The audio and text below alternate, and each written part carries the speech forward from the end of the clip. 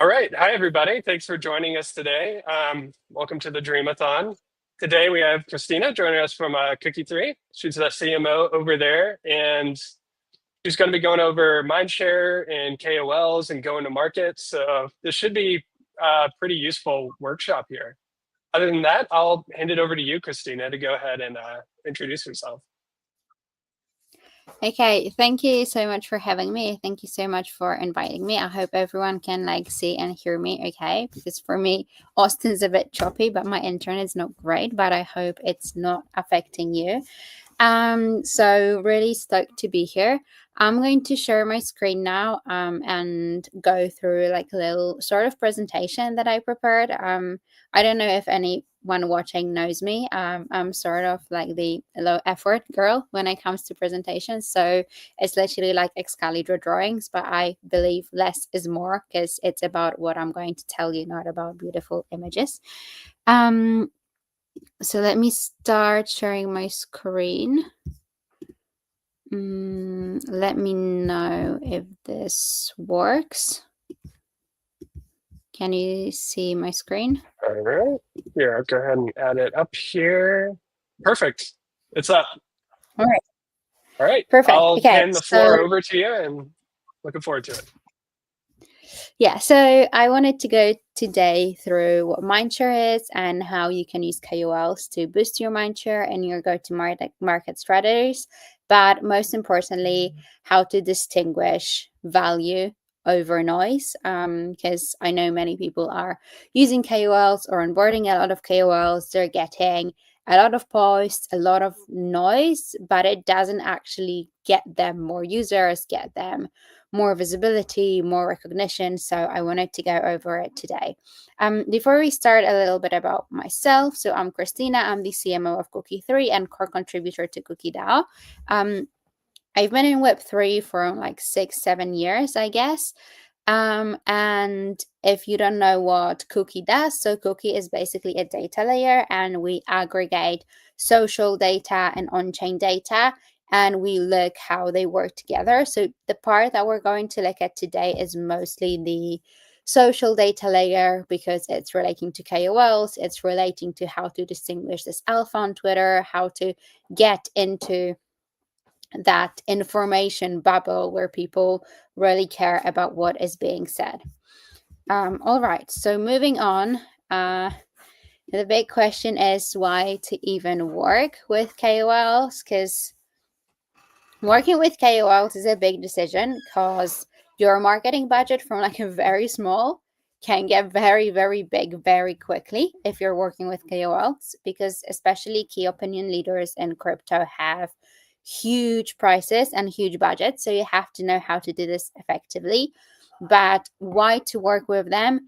It's for visibility. It's for getting your brand creativity. So important thing here is, and we'll dive into it a little bit deeper as well, is how to distinguish what's actually a KOL and what's just an influencer or maybe a person making a lot of noise. So as you know, key opinion leader is someone who's driving opinions, who's driving actions.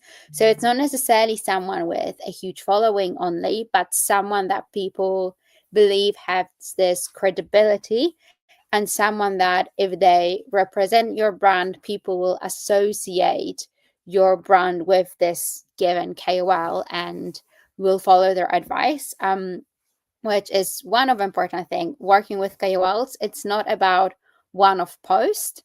It's about people associating, these KOLs with your brand, and hence having a warmer and a more positive image of your brand. I would always say, maybe it's more difficult to think about it in crypto terms. So go back and think about, the Web2, the physical world that we live in. You'll have actors and you'll have influencers becoming brand ambassadors for, let's say, beauty brands or clothing brands. And this is also exactly what you might want to do with KOLs in crypto, which is have them become ambassadors. So let's say we've got a influencer who's an ambassador for a beauty brand. Like they don't actually do anything in this beauty brand. They don't actually, work there or work on operations or do any marketing stuff. They're just the face, but people are associating them with this brand, which is why they might like this brand more. They might have a warmer, more positive image of it and interact with it as well. So similar with KOLs in crypto. So you work with them to increase your attention, warmer your brand image, and warmer like your brand sentiment.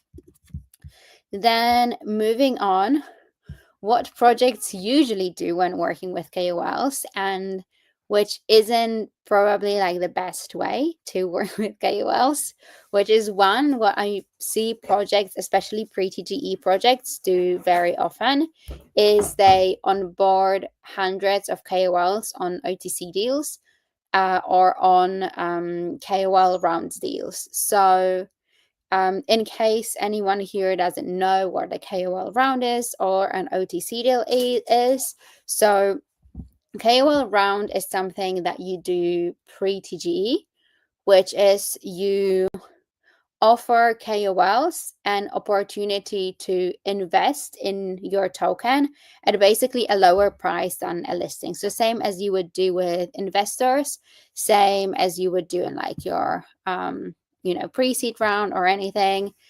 You have a special round for KOLs, and basically they invest in your project and at a lower price, hoping to make profit on when you TGE. And based on the fact that they were able to invest in your token pre-TGE, they are obliged to do some sort of coverage and promotion around your project. OTC is basically the same, but for projects that are post-TGE. So that's when you have a live token and you go to KOLs and you offer that you sell them your token, because you as a project still have a supply of tokens at basically a lower price than it is on the market right now. So let's say your token is right now selling at $1, then you tell this KOL, okay, I'll sell it to you for like 50 cents for a 3-month period with a 3-month vesting, and over this time I hope that you will be promoting my brand, and you set like a set of deliverables. And there is nothing wrong in onboarding KOLs on KOL rounds or OTC deals, but what projects do that isn't very effective is that they get lists of like hundreds or 200 KOLs and they must onboard them onto the deals. So it seems like, oh yeah, free money, like yay, because we don't have to pay for them. We just sell the token, we sell investment.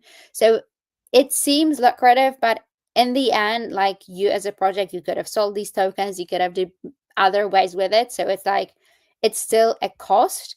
And usually if you have a very, very long list of KOLs who invest in a lot of deals, they will not really care about your brand. They will not become ambassadors. They will tick off their deliverables, but you will not see the actual impact. Very similar thing happens when you outsource all work to agencies that onboard a lot of KOLs. And then if any one of you is thinking of working with a KOL agency, like really, really do your research and speak with them about how they particularly work with KOLs, because you'll have different sort of agencies. You'll have an agency that will give you, let's say you pay us like, I don't know, $500,000, $1 million, we onboard 150 KOLs for you and they will promote your brand for the next 3 months.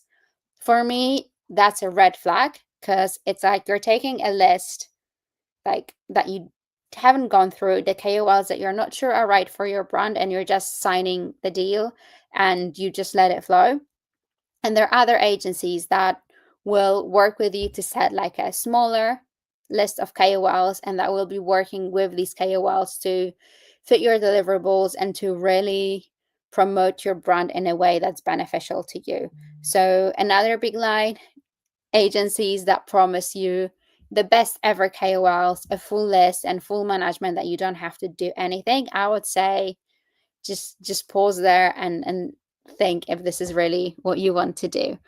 And then the last thing I see projects do that isn't very effective is that once you have like all of these KOLs onboarded, you just throw them into one bag and you basically send them a message on Telegram every time you have an announcement, every time you want them to push something, but you don't actually build a relationship with them. You don't speak with them about your roadmap, about what you're doing. You don't get them excited, same as your team members, as you are excited about your project, which in the end results, they do low effort posts just to take off the deliverable, but they aren't becoming those, brand ambassadors that we talked about in the beginning. All right. So the question is like, all right, not using agencies that give me full lists, like not onboarding a lot of KOLs and random. So how exactly do I find good KOLs?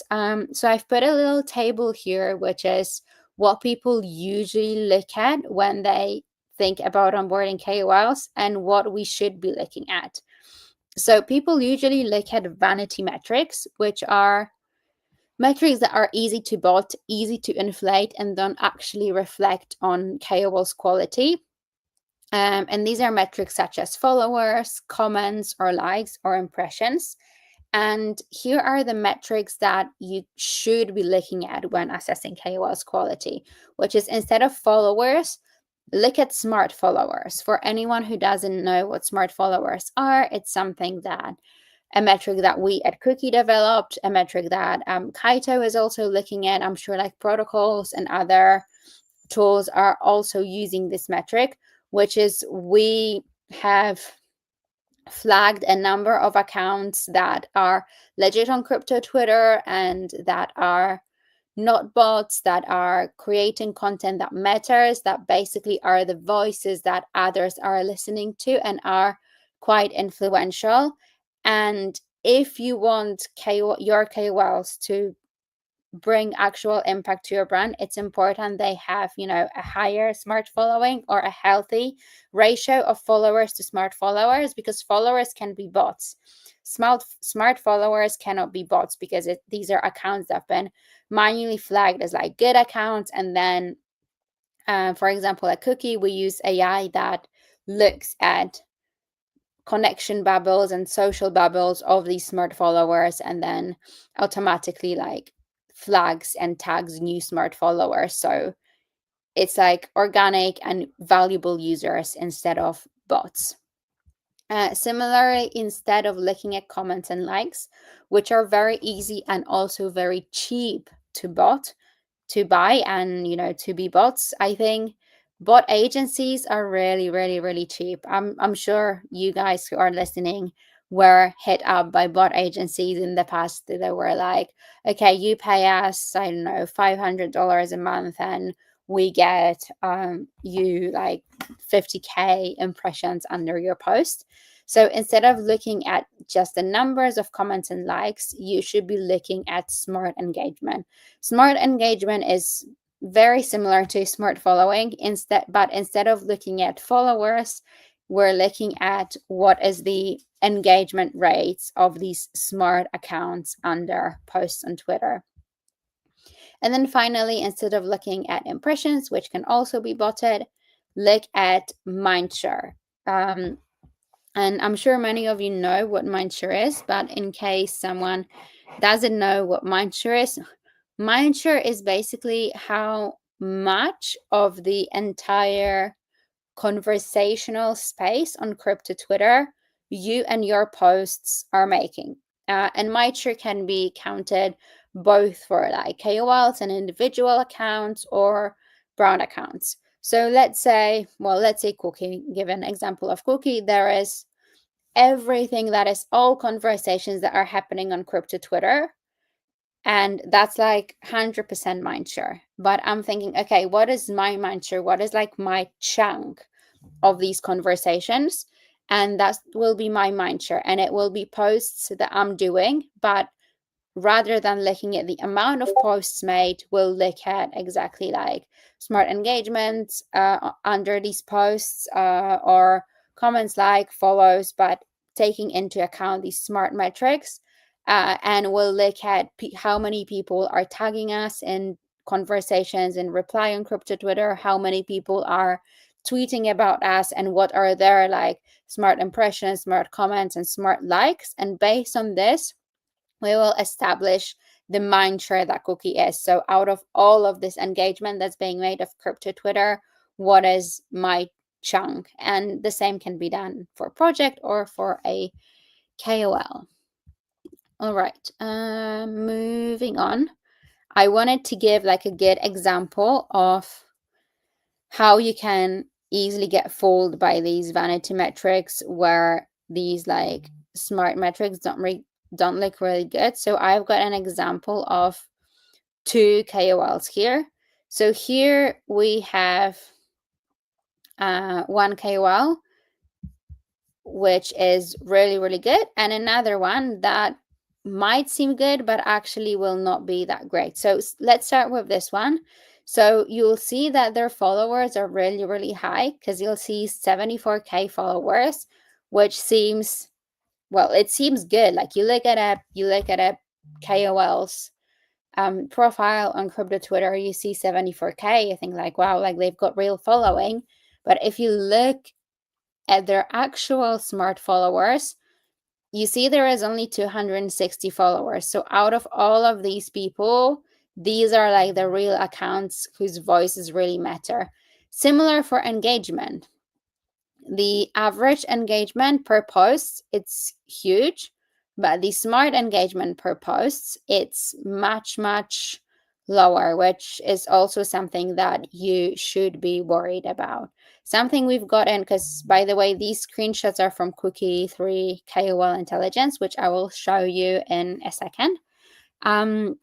But you also have a score here, and you'll see this score is like 1,288, which means they're level yapper, which means they've got some traction on crypto Twitter, but they aren't, really, really high. The way I look at scores, I go like a good account is anything above 2,000 score. Then like 2,000 to 3,000 is like, it's like a solid account. I would say it's like an emerging KOL.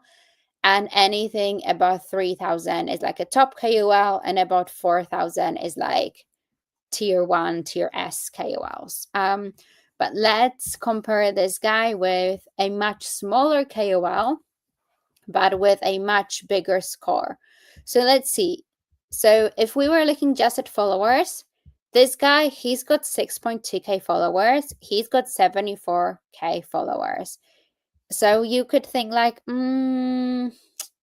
this might be better. But then look, even though this KOL is smaller, his smart followers are 5 times bigger than these guys' smart followers.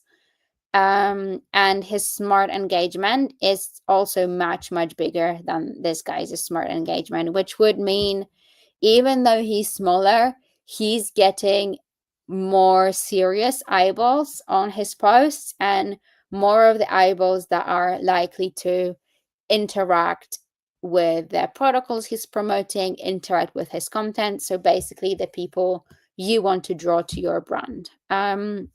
Okay, so how to find such KOLs using Cookie 3 KOL Intelligence. So I've got it open right here, and I wanted to show you a couple of things. So first thing I do when looking for KOLs is doing a keyword search. So let's say let's say I'm looking for KOLs who are talking about, I don't know, perp dexes or prediction markets. I can put a query here with any keywords that I want to choose, and you use or and. I believe you guys said this is more like the audience of this course is more tech focused, so I will not explain to you how to use or and, because I'm sure you guys know it really well. And then I run search. It sometimes takes a lot of time to review, so we're looking at the past month here. So from August 29th to, oh no, not past month. Sorry. Let's look at the past month.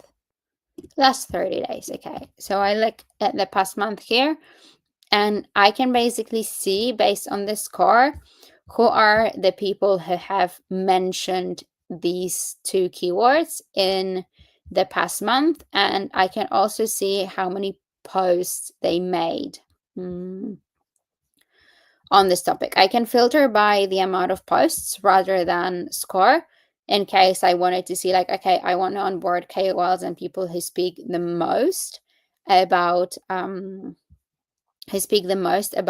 these topics. Obviously, right now we've run a pretty broad query. So if you're really looking for KOLs, you would have to go a little bit more in detail.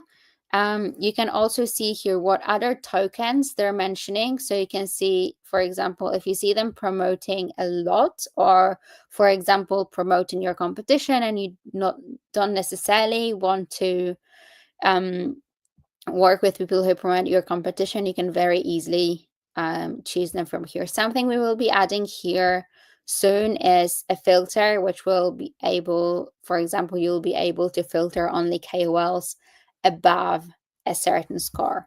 Here you can also, once you have this list, look at their influence analysis, but I think this list from overview is something that you might need the most. All right, something else I would do as a second step when looking for KOLs. Sorry, let me go back. Is that you can look at your competitors or projects in the similar space as you are. So let's say, I don't know, a Perpdex, and I want to see, for example, who is also promoting Pacifica. So I can choose Pacifica here. I can run a search, and similar with the search query, I will see which KOLs have mentioned Pacifica and how many times and what is their score. And we're looking for the last 30 days. So if we filter it by score, we can see that our cookie, we work with Pacifica, which is why we're here. But you'll see the exact KOLs who are promoting Pacifica, and you can put them on your target list to get there on your radar. If I go back to the presentation, and then the final thing that you'll do once you have your list is looking at their metrics. So one thing you can do is you can look at the metrics here. But for example, let's say you narrow down your list, you have your own short list, and then you can go into individual KOLs and look at their level, look at their stats. You can see at their most popular posts, their engagement statistics. You can see who are their top smart engagers. So this is a very, very good metric to see if people engaging with their posts are the sort of people you want to bring your brand to and you want to interact with your brand.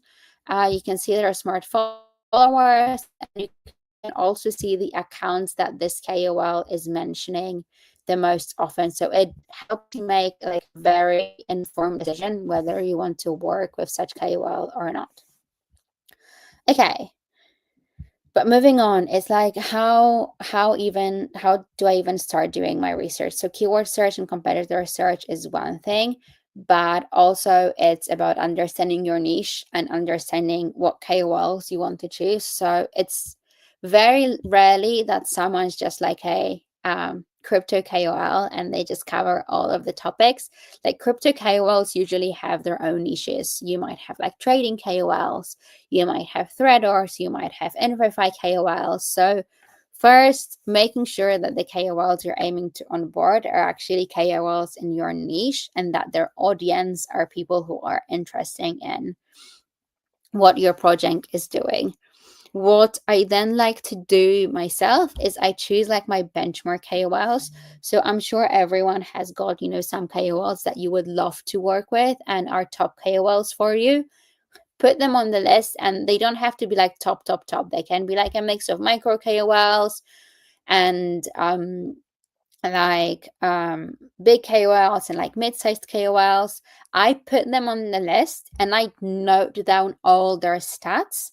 and I treat them as like my benchmark stats. So if I'm discovering new KOLs, I'm not looking at their score of their engagement metrics or people they interact with, like just very randomly, but I compare it with like my ideal KOL profile and ideal KOL stats. And then, yeah, that's point 3. Compare other KOL starts to theirs, and as you go and create your target list. All right. Moving on. So you have your list, and what do I do now? This is the hard part. Like, how do I actually onboard these KOLs? Where do I look at relationships with them?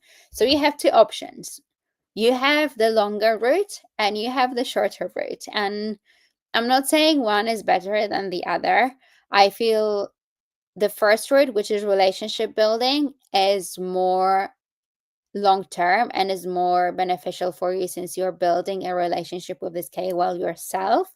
But you need to start it fairly early on in your KOL strategy because it takes time. And then second route, which is like going through an agency that is looking after a bunch of KOLs and telling them, guys, these are the KOLs we want to work with. This is what we want to offer them. This is how we want to work with them. So let me cover this in more detail. Building relationships with KOLs is basically like growth hacking KOLs to notice your brand. So follow them, put them on the list, start engaging with their posts, get your leadership and public facing team to engage with their posts. Basically, like get yourself noticed under their post. So they start replying to some of your comments, they see your face, they get familiar, they start knowing what you're doing. And after you're fairly certain that, they've seen you under their post, they know who you are, they know what you're doing, reach out to them in the DM, be like, I love your post, we've been engaging. I was thinking, can we jump on a call? We'd love to work with you, see if there are any synergies. We've got a proposal for you. And for many KOLs, like if they know your brand and it's not like a cold DM, they will say yes. And this is your chance to basically present to them what you've got in store and what you envision on how you want to work with them. Important thing here is like, don't go to the meeting with KOL and be like, okay, we want to work with you. What can you do for us? Because they will not like it. Come up with the plan. Say, we love that you do this, and this. We think this could be beneficial for our brand, like in A, B, C, D ways. And this is how we envision working with you. This is what we'd like you to propose to you. This is what we would love for the deliverables to be. But this is the long route. Then you have the shorter route, which is just going through a KOL agencies. And then it's much different from what I said at the beginning is a mistake, which is like blindly onboarding KOLs list from agencies. Because here you go to an agency and you say, guys, do you have relationships with these KOLs? Do you work with these KOLs? These are the KOLs that we would love to onboard. Can you help us? You can already have a ready plan of what you want to do with these KOLs. Jump on a call with an agency. They will tell you, okay, maybe, I don't know, Carlitos, he wouldn't do exactly this because this is not usually how he does his deals, but he would be more likely to do like it this way. And then basically they're the ones who have the relationship with the KOL and they go to them and negotiate the deal on your behalf and onboard them on your behalf. And then depends on your scope with an agency, they might also help to manage this relationship, or they might only help you onboard them, and then the managing the relationship and the campaign will be on your end. No way is better or worse. It just depends on your resources, time, and budget, pretty much, because agencies will usually take around like 15 to 20% of what the KOL is being paid or offered in like KOL round or OTC day deal for themselves for like the management fee, which is pretty much a standard. Okay, so we onboarded our KOLs. What do we do now to make the most out of this relationship and track the progress? So one of the easiest way to waste your KOL budget is to onboard KOLs and then forget about them. It's be like, okay, they're going to promote my brand now, they're going to ship posts now of people, because they will not, and they don't have time to go do research and understand what is exactly your unique positioning. You sort of have to like give them narratives and hooks, something what we did at Cookie. I hid here what we did because I didn't want to share any like sensitive info, especially because it's being like widely streamed. But we put something that we call like a KOL hub, and we've got very easily structured like most important information. So at the top we have like the most important thing, the most important narrative we're pushing right now. We've got news, we've got informations about the project, we've got information about the public facing team members that they can interact with. We've got our North Star metrics. So for example, okay, we want to build relationship with also like these guys or this project, or we want to get noticed by this audience. So perhaps you engage on our behalf under like these posts of other people as well, instead of doing your own posts. Remember, KOLs and influencers, it's not just them doing posts on their timeline, but it's also them, for example, engaging under different KOLs posts. Because if you, let's say you're not known on crypto Twitter and a KOL makes a post and it blows up about like a narrative and it's very relevant to you, if you comment, it's going to get lost. If a KOL who others know comments like on your behalf and mentions your brand in this discussion, you immediately enter this discussion and gets noticed.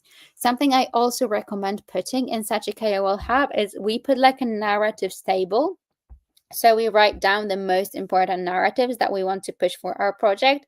And we say, here are sort of like the numbers or the things that you can reference in this narrative. And we put down what is our goal, which is like, our goal is, I don't know, that people understand that they can get a lot of rewards from cookie campaigns, or people understand that, I don't know, our bridge makes it super easy and quicker than other bridges to bridge tokens. So you put this table with core narratives, and then you point KOLs to this hub. So whenever they're like, okay, it's a good time to write something about Cookie, they can go to this hub and they can basically get ideas from it. They can even like drop it into AI, and AI will summarize for them and help them make posts. So it's very valuable. You have this, so you make the most out of what these KOLs are saying and posting, and you don't just burn through the budget because they will be posting stuff that's not really relevant to the rest of your marketing strategy. So why to even have KOLs? This is something I call like the KOL funnel, because you've got different levels of what you want to achieve with KOLs. So first thing you want to achieve is attention. So basically people noticing that your brand exists, having this positive association with your brand because of this KOL, and you getting that attention. Then you move into mindshare.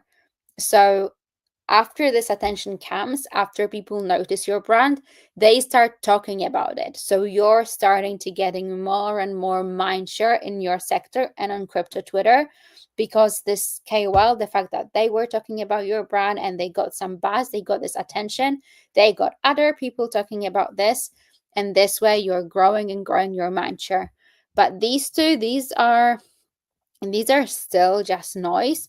So what you want this mindshare to translate to in the end is on-chain action and capital deployed. So, it's not just about being visible, but in the end, your end goal is to have people go on-chain, is to people go use your product, is to people to leave their money with you, basically. So once you have attention and once you have mindshare, that is very credible. That translates into that on-chain action, because first of all, KOLs, if they are really opinion leaders and they can influence people's actions, what they do will translate into capital deployed. And other people that picked up the narrative from these KOLs, people who know them and people who follow them, even if these are like much smaller accounts, you would believe more your friend than you would believe an ad. So if your friend picks up a narrative attention from a KOL and posts about, I don't know, I invested in this project, or I'm using this bridge, or I'm using this perp text because it's really cool, you're more likely to use it. So KOLs are also a good channel of getting more of like normies on crypto Twitter to talk about you, but those normies friends who follow them will believe them, and then they will translate into people who actually use your product. Okay, so is it better to have a few KOLs? Is it better to do like a bigger blast with like a larger list of KOLs? What do I do? And the answer is a combination of both. If you have a smaller budget, I'd say do only this thing. So do only long-term ambassadors. Hire 2 or 3 KOLs that will be like your ambassadors. They will talk about your brand. They will be associated with your brand. Same as like, again, beauty and like an influencer for a beauty brand. Like people will think like, okay, this influencer. So for example, people will think like, okay, Carlitos is Cookie. Like they're together, like this is a match, because they will associate your brand with them. They'll be there in comments of relevant posts, they'll be there under your post, they'll be making posts about you, you'll be having regular meetings with them, telling them about your roadmap, telling them about what is exciting you about your project, and they will be getting equally excited, and they will be spreading the news about this.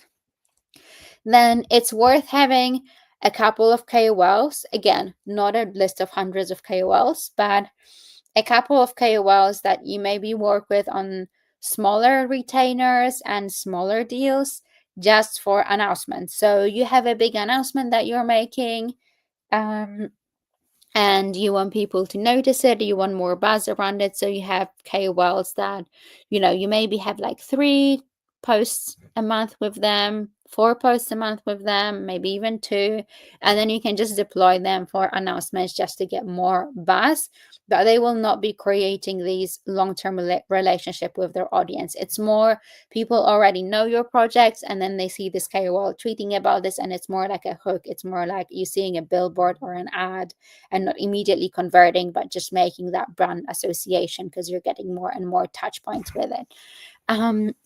And then obviously one more thing you can do, which is mostly for like pre-TGE projects, is you can run a cookie fan campaign.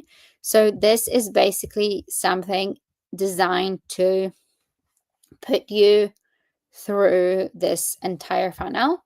So I don't know if you guys know what cookie fan campaigns are. These are basically campaigns that are designed to get more eyeballs on your projects and get you more mindshare. So we put together with projects, we put leaderboards of people who are actually talking about the project on Twitter, and projects give like a set amount. Sorry, my internet is really bad, so it's going to take a while to load. And projects give rewards in their tokens to top people on the leaderboard. So for example, here you can see that top 500 people on this leaderboard will get 0.65% of voice total supply once it launches. And you can split it also into regional leaderboards if a specific region is important for you. And here, snaps, which are points that people get for posting content, they're granted based on content quality using the specific keywords that you as a project choose are important topics for you. But most importantly, they're based on smart engagement and smart following and mindshare and impressions that the posts of these creators are generating. So you'll usually have like a stronger KOLs at the top of the leaderboard. But there is a lot of people participating. It's like in hundreds. And this is your attention and mindshare part of the funnel.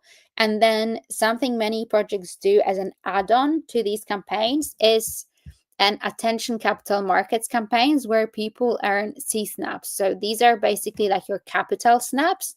So to earn capital snaps, you have to post about the project on Twitter and do one of two things. Either invest in this project yourself, so put some money on chain into that project, or invest into it. We partner with Legion for pre-sales, so invest into it with Legion, but if you're using a different launchpad, that's doable as well. And then you basically get a multiplier on your snaps, and you're earning these capital snaps, which means you are invested in this project. So you're not just creating noise, you're creating this last part of the funnel that we talked about, which is the on-chain action and capital deployed. Second thing you can do to earn these C snaps is referring others. So it's not only about you deploying your capital, but you having this influence to bring capital on chain. So we aggregate referrals from projects platforms. So for example, in case of Voy, we will aggregate referrals inside their platform, and we also aggregate referrals on launchpads and referrals directly in CookieFan. So if someone referred someone else to this campaign and then that person deployed capital, we count it as influence and we give this person capital snaps. So in the end, usually in these campaigns, you'll see that C snappers have like $0.8 supply and there is only 300 of them. So they will get much bigger rewards here. It's also better than snappers because these people, because they've invested their money in their project or influenced others to do this, they have more stake in your project and they have more skin in the game. So they're less likely to dump the rewards at the end of the campaign because they actually care because they invested their own money into your project. So they want you to do well. All right, I think we will be wrapping up shortly. Oh yeah, that's it. So hopefully that was useful for you and you have learned a lot about working with KOLs and how Cookie 3 KOL intelligence works, and also how Cookie.fan campaigns work. If you're interested in either Cookie 3 KOL intelligence, so the platform for scoring KOLs, or the CookieFan campaigns, you can contact Stetsu, our ecosystem lead on Telegram, and he'll take you through the process. He's really nice, so no stupid questions. So just hit him up on Telegram, and this is the part for the Q&A. So if you've got any questions, I'm here and ready to answer. Okay, well, thank you so much for going over all of that. We have one question right here at the top, and then I also have a QR code I can add. Okay, perfect. Up there in the corner, that QR code will take you to like the Cookie 3 website, just to make it easy for everybody. But in the meantime, also over here, so we have a question here, and you covered it somewhat, but I think it's useful at the end because I think it sums an important point. This might be answered as the presentation progresses, but how much better are KOLs versus general organic growth? My main worry is misaligned incentives with KOLs, typically looking to make money, but I could be wrong. Okay, so I feel maybe it didn't resonate well. Basically, KOLs should be a way for you to grow organically. So like I said, it's not about just them doing a couple of posts and trying to make money. It's about them becoming your brand ambassadors. It's about them accelerating your growth. It's, for example, like at Cookie, we work with Carlitos and we work with David on Chain, and they go to spaces in our name. They will be present in comments on their different posts. Even people will be tagging them with questions about our platform and they will be responding. So they're like really hands-on KOLs, and people treat them as the voice of their brand, and they're basically accelerating our growth. So I'd say don't think about a KOL as like an ad you put out. Think about an ambassador that is driving and accelerating this organic growth for you. So it's very important you get on calls with all the KOLs before you onboard them, and you make sure your values and incentives are aligned, and they're not looking to just milk you. They're looking to help you grow your brand and obviously get paid for it. Like I get paid for being the cookie CMO, which doesn't mean like I don't want the project to grow organically. It's just they also get paid for their work. Okay, awesome. And then we have one more down here. How can small projects access the cookie platform? So Cookie is for projects any size. When it comes to Cookie 3 tools, it's a subscription tool. There are different levels on subscription. We also work with projects and chains and ecosystem. For example, like Monad, people building on Monad get a bigger discount on subscriptions and get a longer free trial to use our tools. So definitely, if you're building in an ecosystem, check if they've got any grants with us that can offer you access to Cookie 3 tools.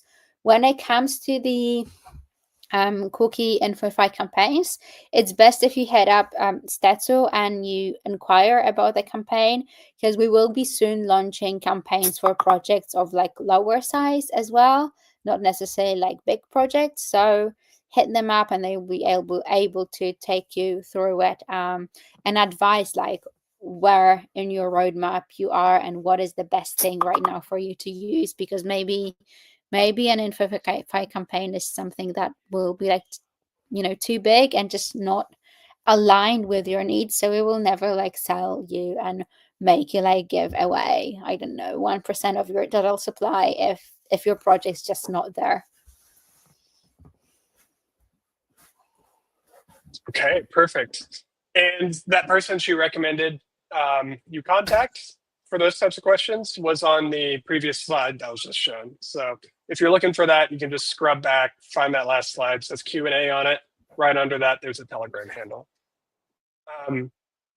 Other than that, I think that probably wraps it up for today. I appreciate so much for you coming out, giving us a walkthrough of all that. I think there's a lot for like a earlier project, or like you just got your funding and trying to figure out how you're going to market all that. There's a lot in there that are fantastic first steps for you to pursue. But other than that, we'll probably end here. And oh, okay, this is actually an interesting question we just had come in, so I'm going to throw it at you right here at the end. Does Mindshare really translate to users? Yes and no. So it depends. You can artificially boost Mindshare, so you can really get a campaign and get people talking about you. And if it's like a short spike in Mindshare, it will not really translate into users. But sorry, let me share my screen again, because I think that will be interesting to you. If we go into cookie.fun, is my screen visible right now? Oh, yeah. It should be. Okay, there we are. Okay. If we go into cookie.fun and we scroll down, you see here like projects with the biggest Mindshare change, like right now. And you can see these are like pretty big projects. But if you actually sort by Mindshare itself and you sort projects with the biggest Mindshare, like these are the biggest projects out there pretty much. So I'd say that yes, long-term Mindshare translates into users, because I'm sure everyone, like all of these projects, will know what they do. So short answer is yes. If it's long-term high Mindshare, it does translate into users. Short-term Mindshare spikes get you more attention. They do translate into more users, but not as much as like long-term bigger Mindshare. Okay, perfect. All right. We'll actually end it here and I'll let you go. But yeah, I appreciate everybody for coming out. And that, we'll see you at the next workshop. And thank you for Krystyna for coming out. Thank you for having me. Perfect.